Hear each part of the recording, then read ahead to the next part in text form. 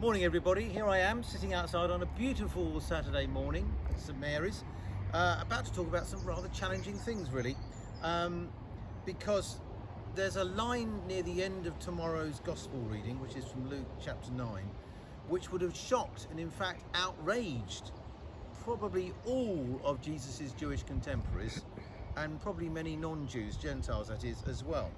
He's on the road walking to Jerusalem, and we know what's going to happen to him at Jerusalem, and three people come up to him, and the first one says, I will follow you wherever you go.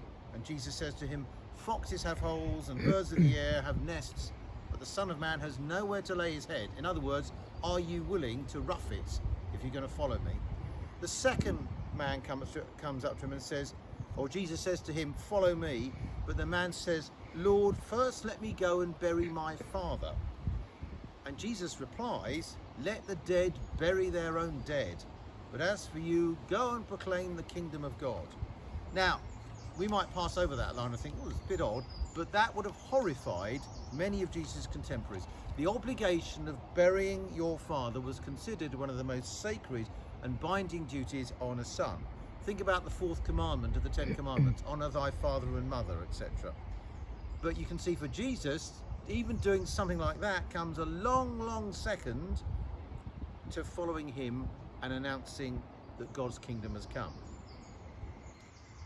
Well, I did say there were three, didn't I? The third one is someone else says, I will follow you, Lord, but first let me say farewell to those at my home, which seems a quite reasonable request, really, doesn't it?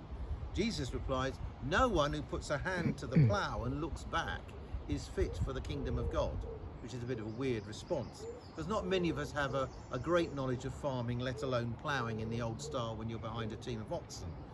But of course the idea is if you look back too long to make sure that the furrow you've ploughed is straight, the way forward becomes crooked and goes out of shape very quickly. It might be easier for us to think of another analogy that the New Testament scholar Tom Wright mentioned. When you're singing a song, you don't reflect too long on the line you've just sung to think about whether you've sung it right, because you've got to concentrate on the next line and the next and the next. Now that's not to say we should never reflect on what we do. We must do. But the way is forward. It's always forward. And just as Jesus is travelling, so are we. Yes, I know the journey image of life is a terrible cliche now, thanks to Britain's Got Talent and all the rest of them, but it's still a truth.